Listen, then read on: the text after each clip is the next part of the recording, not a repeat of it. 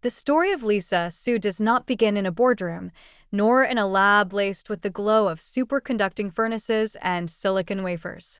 It begins instead with the hum of New York City traffic in the early 1980s, and electricity in the air that had nothing to do with transistors, yet somehow mirrored the same relentless, vibrating energy that would later define her life.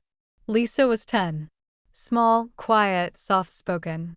The kind of child whose silence adults misinterpreted as shyness when it was actually the sharp, coiled stillness of a mind constantly assembling and disassembling the world around her.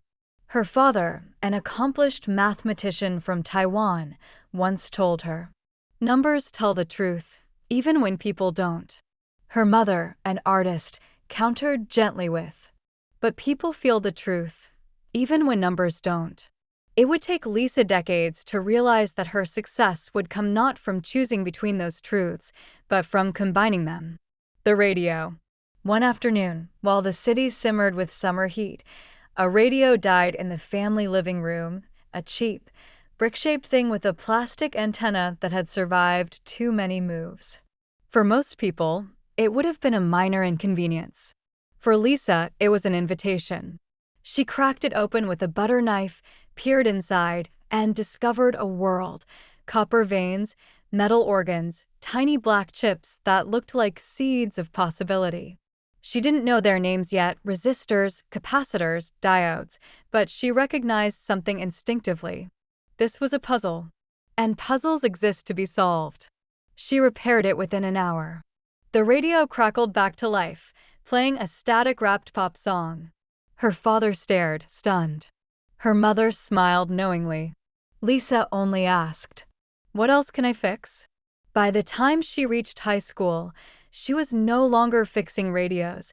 She was dismantling microwaves, rewiring electric fans, and once, to her mother's horror, attempting to improve the family vacuum cleaner. It worked. Too well. It nearly inhaled a rug. Lisa did not seek attention for these things.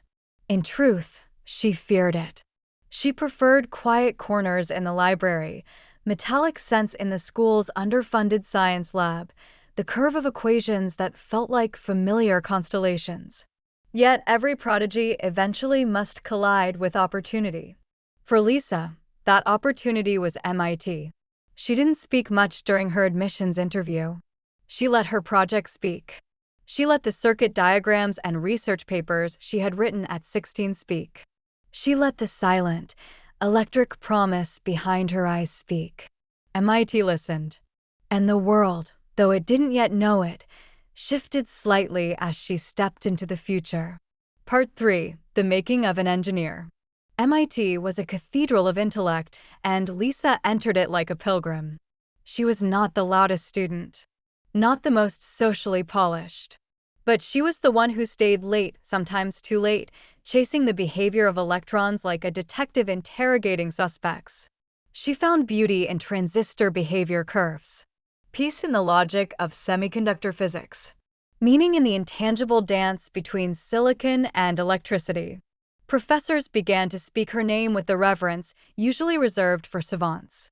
Laser-focused, uncompromising, a once-in-a-generation engineer. One professor, noticing she never raised her voice, once asked, "Lisa, do you ever get angry?" She considered it carefully, then answered, "Only when something isn't built right."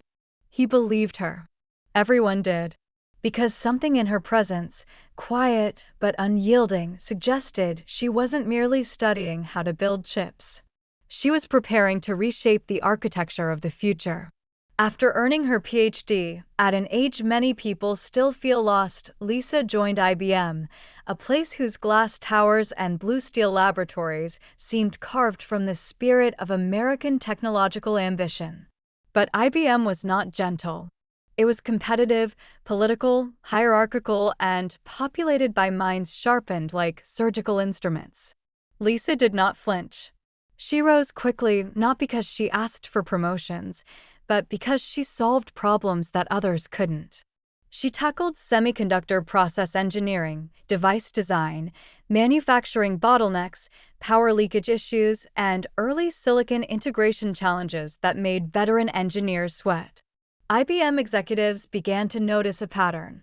Whenever a project was failing, whenever a division was struggling, whenever no one wanted to take responsibility, Lisa stepped in, and the problem stopped failing. Her colleagues whispered about her as a force of nature disguised as a scientist. But what truly set her apart was something else entirely. She had vision. She saw where chip design was going. She saw the limits of traditional scaling. She saw the coming era of high-performance computing. And later, she would be among the first to see the explosive rise of AI compute demand before the rest of the world caught on.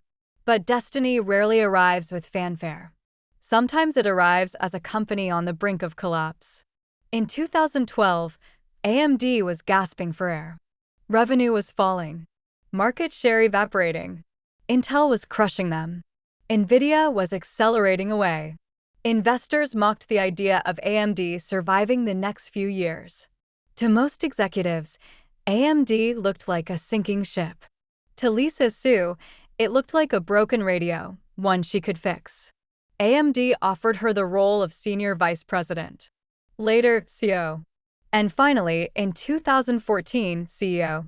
Inside the halls of AMD's headquarters, someone made a joke. Congratulations, Lisa. You now run a company worth less than a mid-sized software startup. She did not laugh. Instead, she walked into her office, closed the door, and whispered to herself, "Time to build." When Lisa Su stepped into AMD headquarters for the first time as CEO, she was met not with celebration, but with exhaustion.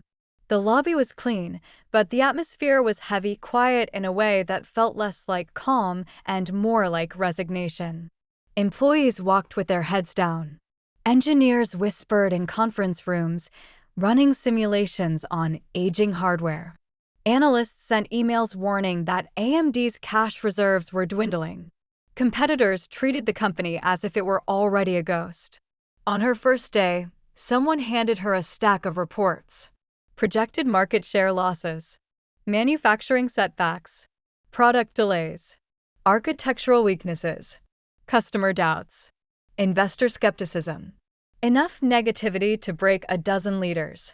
Lisa read every page, slowly, silently, absorbing every line as if each flaw was a thread she intended to pull until the entire knot unraveled. Finally, she set the stack aside, folded her hands on the desk, and whispered 4 words to herself. "We are not done." And in that moment, something inside the building shifted, the faintest spark in a long dark furnace. Within her first week, Lisa gathered the engineering leads into a room where the blinds rattled in the phoenix wind and the whiteboards still held the faded ghosts of abandoned ideas. She stood at the front, not imposing, not loud, but with a presence that made the room straighten. Her first words as CEO were not about cost-cutting or layoffs or survival. They were about belief. AMD will build again. Not just chips, leadership. But we will build differently. Engineers exchanged glances. Some hopeful, some skeptical, most simply tired. Then she wrote 2 things on the board. Focus. Execution. 2 words. Enough to rebuild an empire. Her strategy was precise. Cut and profitable projects. Consolidate engineering efforts. Pour everything into a single architectural moonshot. A moonshot codenamed Zen. Many thought she was insane. Some thought she was naive. A few thought she might be the spark of salvation. Either way, she made one thing clear. We will not compete by trying to be Intel or Nvidia. We will win by being the best version of AMD. The Zen gamble. At the time, Zen was little more than a fragile constellation of ideas, initial sketches for a new high-performance CPU architecture that would require a near-perfect IPC uplift, a radical rethinking of cache hierarchy, new power management approaches, a manufacturing partnership with Global Foundries or TSMC, and most dangerously, almost all of AMD's remaining capital. One executive had whispered, "If this fails, we have nothing left." Lisa responded calmly, "Then we make sure it doesn't fail." She dove headfirst into Zen's development, reviewing architectural diagrams late into the night, asking questions so surgical they left even senior engineers scrambling for answers, and pushing the team toward a design goal the industry considered impossible: a 40% IPC increase in one generation. Intel laughed. Analysts scoffed. Competitors ignored her. Inside AMD's engineering labs, Lisa walked the rows of test benches and prototype boards, her gaze sharp, her posture steady, her presence radiating a quiet message. "I believe in you." Prove that belief right. And the engineers, exhausted but inspired, pushed forward with a force that felt like destiny. The night of the lights. One evening in 2015, well past midnight, the Zen team gathered around a monitor displaying the latest simulation results. The room was lit only by fluorescent strips, the air thick with tension and the chemical scent of solder. Lisa stepped in quietly, a cup of coffee in one hand, a notebook in the other. "What do we have?" she asked. A young engineer swallowed nervously and gestured toward the screen. "Early test vector. IPC estimates, we think. We think we hit the target." A hush. Almost disbelief.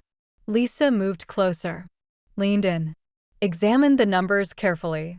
Then she did something unexpected, something the team would remember for years. She closed her eyes. And for the first time in a long, difficult, nearly impossible journey, she smiled. "Good," she whispered. "Now make it better." Part 10: Rising from the Ashes. By the time Zen launched in 2017, AMD held its breath.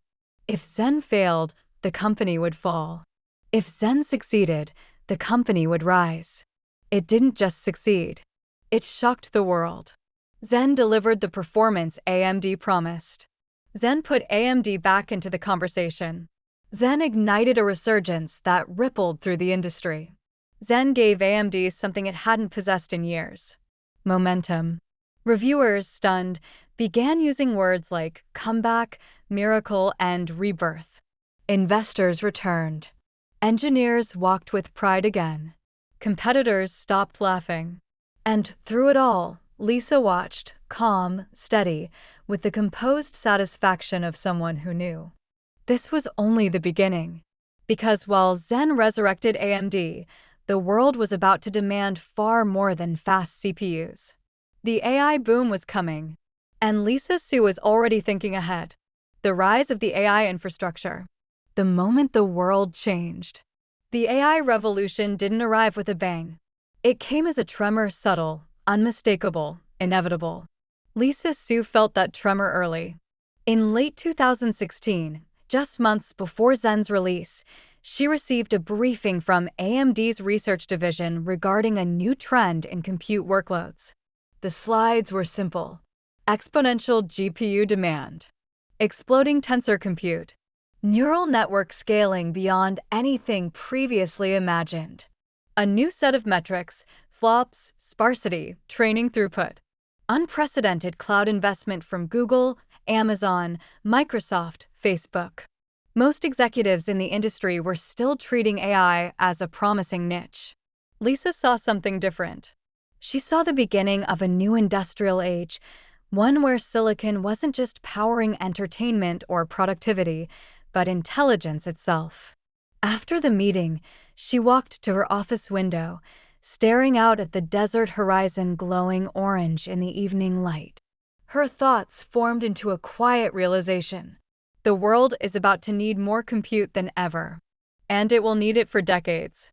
AMD's resurrection had begun with Zen, but her next mission would be far larger: to build the hardware backbone of the AI century. The Silicon Wars begin. Lisa assembled a small group of AMD's most trusted architects and engineers in a conference room whose walls were filled with architectural diagrams and foundry schedules. She opened the meeting with a declaration, not loud, but absolute. We will not stay a CPU company. We will become an AI compute company. A few eyebrows rose. A few engineers leaned forward with interest. And one executive, braver than the rest, asked, Lisa, NVIDIA has a 10-year head start. They own the AI stack. Software, CUDA, hardware. How do we even begin? Lisa didn't flinch. NVIDIA is strong, but they cannot meet all the world's demand. The future will not belong to one company. It will belong to anyone who builds the next generation of compute faster, more open, more scalable. Then she drew 3 circles on the whiteboard. CPUs, GPUs, accelerators, and connected them with a single line. AI platform.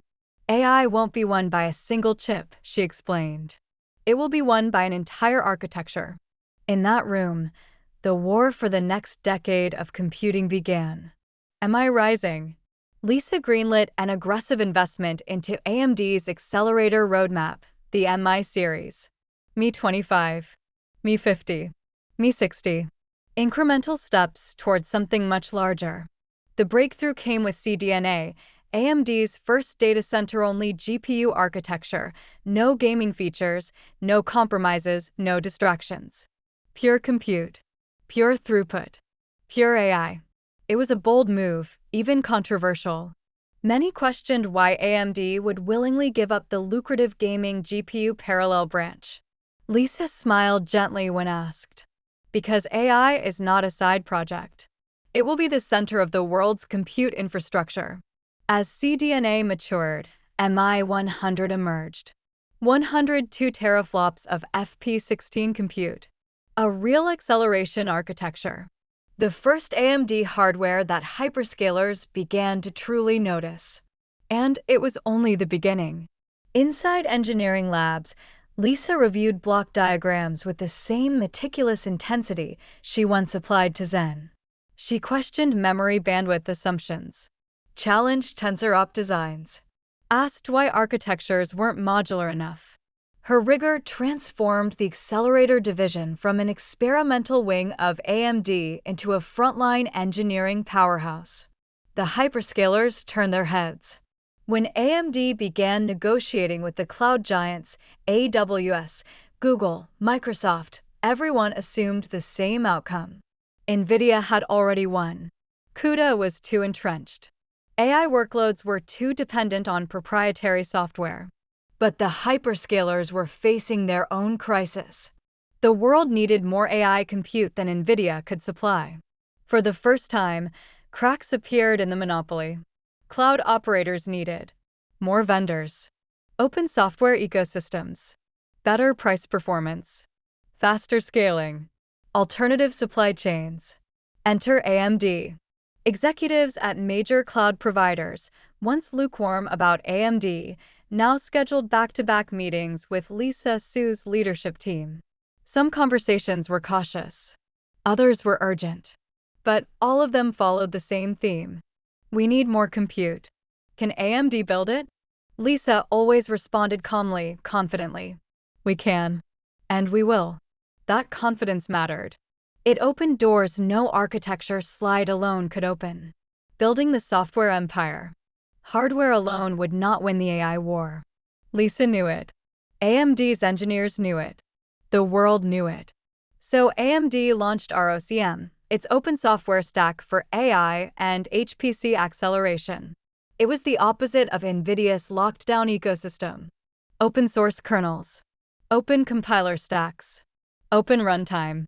Open libraries for public contribution. Open pathways for hyperscalers to customize. It was not perfect. Not at first. Not even close.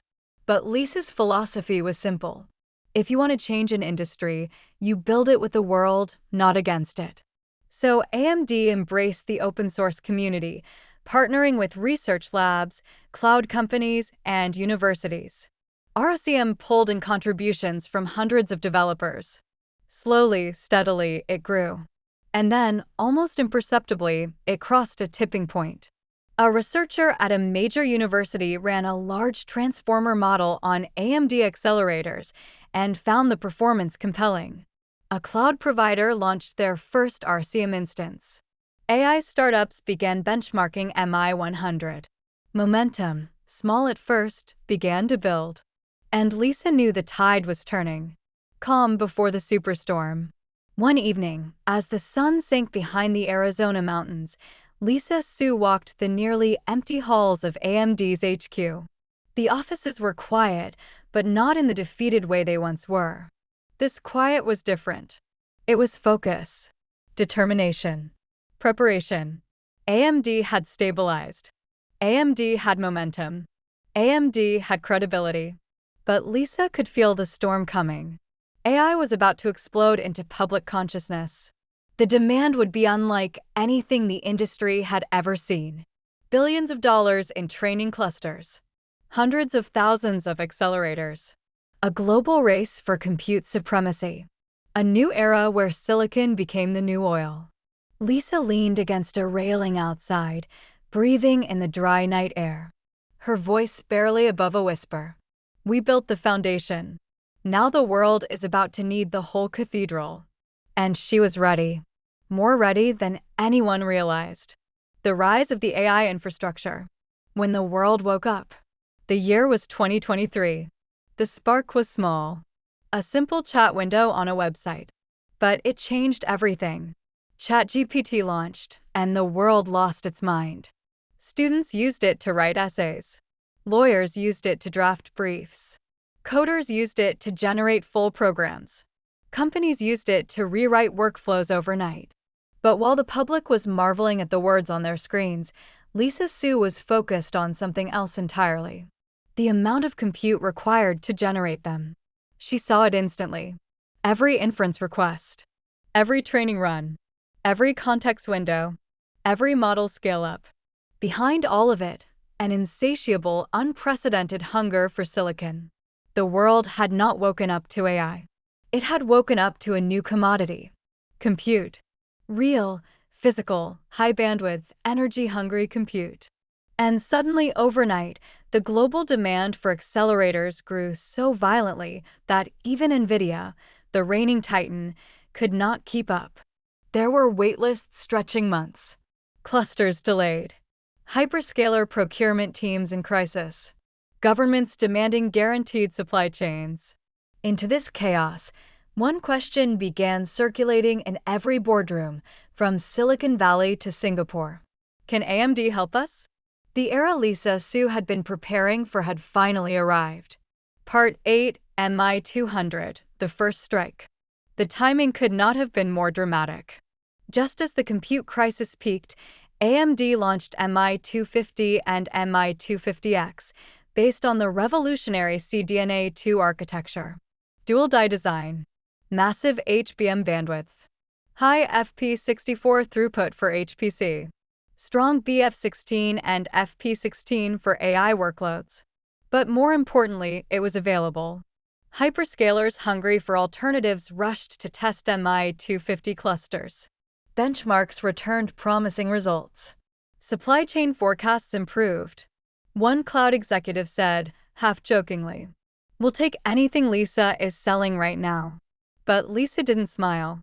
She knew this was only a foothold. MI250 was a strong architecture. But the world was about to need something far bigger. Part 9, the MI300 Revolution. In engineering labs, behind secure keycard doors, AMD was completing its masterpiece. MI300, the world's first full data center APU. This wasn't just an accelerator. It was a convergence. CPU plus GPU plus massive shared HBM, a unified memory architecture, and a compute fabric designed for the largest models ever conceived. When Lisa walked into the room to preview the first fully operational MI300 sample, the engineers stood a little taller. Everyone knew this chip represented not just AMD progress, but the company's entry into the highest echelon of compute power. A senior engineer placed the prototype in front of her. It was dense, intricate, silicon-layered like geological strata. Lisa lifted it gently, almost reverently. "The future looks like this," she said softly. Then, more firmly, and we will build it by the millions. Part 10: The Fight for the Data Center. NVIDIA still dominated. CUDA was entrenched. Software lock-in was deep. But hyperscalers were desperate for supply. And AMD had something NVIDIA couldn't buy: momentum plus availability plus openness. In frantic negotiation rooms across the world, AWS requested MI300-based cluster designs. Microsoft proposed a multi-year accelerator partnership. Google asked for deep ROCm collaboration. Oracle sought massive bulk orders. Meta initiated multi-thousand-unit deployments. Executives who once overlooked AMD now treated Lisa like a strategic ally in a global infrastructure arms race. In one meeting, a cloud provider's CTO told her, "Lisa, NVIDIA can't give us everything we need." "You can. You are our path to balance." Lisa nodded, measured, calm as always. "We're here to build a sustainable AI compute ecosystem," she replied. "Not a temporary fix." Those were not the words of a turnaround CEO. They were the words of an industrial architect. Wall Street awakens. With every hyperscaler deal, AMD's valuation surged. Analysts who once predicted AMD's collapse began issuing new categories of praise. The most important chip company of the decade. A legitimate AI competitor to NVIDIA. A new era of heterogeneous compute. The next trillion-dollar contender. Investors who had once called AMD a risky bet now considered it a core pillar of the AI economy. Lisa Su's leadership was a central part of every analysis. Her calm precision. Her engineering fluency. Her unshakable consistency. Her ability to anticipate technological shifts years before they occurred. Her personal stake in AMD stock, options, long-term equity, rose dramatically. But Lisa rarely spoke about her own wealth. To her, the achievement wasn't financial. It was existential. AMD, the company once near bankruptcy, was now essential infrastructure for the intelligence age. And she had guided it there. Into the storm. By late 2024, AI compute demand reached levels that defied precedent. Global GPU shortages. Clusters ranging from 10,000 to 300,000 accelerators. Model sizes doubling every 6 months. Nations funding sovereign compute projects. Enterprises seeking private AI training data centers. In this storm of demand, one truth crystallized. The world needed two giants, not one. Not because competition was good, but because humanity's hunger for compute was too vast for any single company to satisfy. AMD wasn't just participating in the AI era. It was anchoring it. Providing the second pillar. Balancing the global market. Preventing a monopoly from controlling the future of intelligence itself. One journalist wrote, "Lisa Su didn't just save AMD. She saved the AI ecosystem." But Lisa never claimed such titles. She simply returned to her office each evening, reviewed architectural timelines, and whispered to herself the same words she'd spoken since her first day as CEO. We are not done. Chapter 3: The Age of AI Expansion. The AI Gold Rush. By 2025, the world had entered a frenzy unlike anything in the history of technology. It was no longer just tech companies chasing AI. It was everyone. Banks building AI risk engines. Pharmaceutical giants simulating molecules. Nations developing sovereign LLMs. Manufacturers optimizing supply chains. Automakers training autonomous driving stacks. Media companies generating content at planetary scale. Every industry wanted intelligence. Every company wanted compute. Every government wanted independence. And every one of them needed silicon. Demand exploded so violently that even hyperscalers, once flush with hardware, found themselves rationing GPU clusters like wartime provisions. Into this worldwide scramble, AMD emerged not as a challenger, but as a necessary pillar. Lisa Su had led AMD through renaissance and survival. Now she was leading it into something far larger. A global role in the infrastructure of intelligence. The MI300X era begins. When MI300X launched, the world felt the shockwave. No marketing spin, no hype campaign, just raw engineering. 192 gigabytes of HBM. Massive flops. A unified memory model for LLMs. Brutal efficiency per watt. Compatibility with ROC's rapidly expanding ecosystem. But specifications alone weren't what made it historic. What made MI300X revolutionary were the customers lined up before the first batch even left the foundry. Microsoft, Meta, Oracle, Dell, Supermicro, the world's largest research labs. Multiple sovereign AI projects across Asia, Europe, and the Middle East. This wasn't the marketing buzz that companies dream of. It was industrial momentum. A senior executive at a hyperscaler said, "For the first time, we're buying AMD accelerators as fast as they can ship them." And yet Lisa Su, characteristically calm, described the moment with careful optimism. AI infrastructure will define the next decade. MI300 is our first major step, but only the first. Her eyes, as always, were already on the next horizon. War rooms and whiteboards. As AI demand surged, so did complexity. Lisa Su spent days in semiconductor war rooms, tight, windowless spaces filled with supply chain maps, foundry timelines, packaging capacity graphs, HBM availability forecasts, architecture projections, customer urgency rankings. The AI revolution wasn't just engineering brilliance. It was logistics. It was geopolitics. It was economic architecture at planetary scale. In one meeting, TSMC executives presented a sobering chart. Global advanced packaging demand was about to exceed supply by nearly 40%. Lisa didn't react with panic. She reacted with planning. We need more CoS capacity. We need more OSD partners. We need more advanced packaging lines in the US. And we need to do it now. A pause. Then she added, "And we will." Her decisiveness meant something. Foundries trusted her. Suppliers trusted her. Governments trusted her. AMD, once the underdog begging for wafer allocations, now commanded meetings where world leaders asked, "What does AMD need for global AI stability?" Only a handful of CEOs in the world had that kind of influence. The global manufacturing chessboard. The semiconductor world was no longer just business, it was geopolitics. Nations were terrified of relying on a single manufacturing region. Chip shortages during the pandemic had scarred the world. The AI boom threatened a new era of dependence.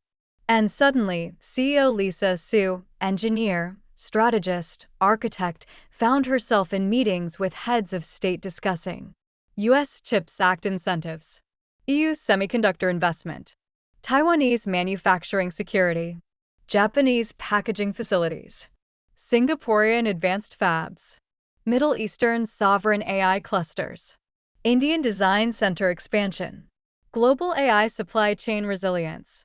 In one private roundtable, a European prime minister asked her directly, "Dr. Su, what does the world need to avoid an AI compute crisis?" She answered without hesitation, "More diversity, more transparency, more manufacturing capacity across more regions." Then, more quietly, "And we cannot afford to waste a single transistor." Governments listened. AMD wasn't merely a vendor now. It was a strategic partner to nations. The software renaissance. ROCm, once dismissed as immature, was evolving at breathtaking speed.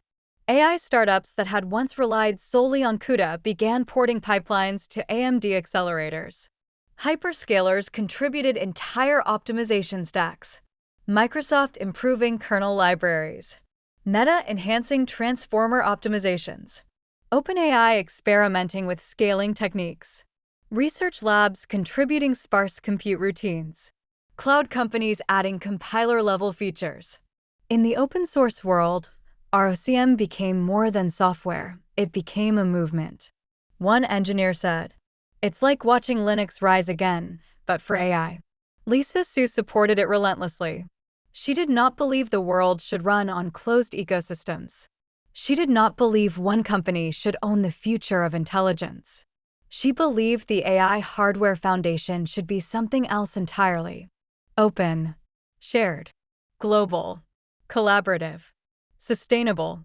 She wasn't just building chips. She was building an ideology, the NVIDIA shadow. For all of AMD's momentum, NVIDIA remained a giant. The rivalry intensified.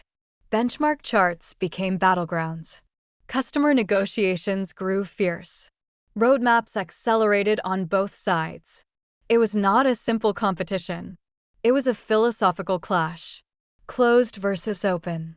Vertical versus modular. Software first versus ecosystem first. Monopoly versus multipolarity. In one internal meeting, a VP asked Lisa, "Do we need to beat NVIDIA?" Lisa looked up, expression calm, almost serene. "We do not need to beat anyone. We need to serve the world." Then she added, "When you focus on the competition, you chase them. When you focus on the future, you lead." That sentence became famous inside AMD. Engineers wrote it on whiteboards. Managers repeated it during planning cycles. New hires quoted it in onboarding. It captured her entire philosophy. And it captured AMD's transformation. The weight of leadership. As AMD grew into a central pillar of global compute, Lisa's responsibilities expanded beyond engineering and business. She became a stabilizer in global semiconductor diplomacy, a pillar of AI infrastructure governance, a role model for women in STEM, a mentor to the next generation of engineers, a steward for the AI era's ethical and economic future. Despite her workload, she remained remarkably grounded. She responded to emails late at night. She reviewed architecture proposals personally. She walked the engineering floors during crunch weeks. She remembered people's names, their projects, their families. A young AMD intern once said, "She makes you feel like your work matters to history." And it did. Because under her leadership, AMD wasn't just making chips. It was shaping the world's intelligence infrastructure. The peak before the horizon. By 2025, AMD reached its highest relevance in company history. Revenue soared. Stock value climbed. Market share expanded. Accelerator deployments skyrocketed. AI partnerships grew into multi-year alliances. And Lisa Su, quiet, steady, disciplined, became one of the most influential leaders in the technology world. But she didn't frame it as victory. She framed it as responsibility. During a keynote at the Computex stage, she stood beneath lights so bright they washed the auditorium in silver. The audience leaned forward, expecting bombast, ambition, grand claims. Instead, she spoke softly. "We stand at the beginning of the AI era, not the height of it. The world needs more compute, more openness, and more collaboration than ever before. Our work is not to compete for today's power, but to build the foundation for tomorrow's intelligence." The room went silent. Thousands of people, and a future full of silicon, held its breath. Lisa stepped back from the podium. There was still one chapter left in her journey. Personal reflections, the legacy of intelligence. The inner world of Lisa Su. The conference hall was empty. Hours earlier, Lisa Su had delivered one of the most consequential keynote addresses of her career, a presentation unveiling AMD's unified AI acceleration roadmap, crowning years of labor with the MI300 series and the next generation of EPYC processors. The applause had been thunderous. Investors glowed. Engineers cried in quiet corners from relief. Partners lined up to shake her hand. Now, long after the crowds had gone, she stood alone under the dim, fading lights of the deserted auditorium. Her fingers brushed lightly along the edge of the stage. She exhaled slowly. This was the cost of a lifetime of choices. The quiet mind of an engineer. In the silence, she felt again the world she rarely showed. Her inner world. Lisa Su's public face was famously controlled. Calm, measured, decisive.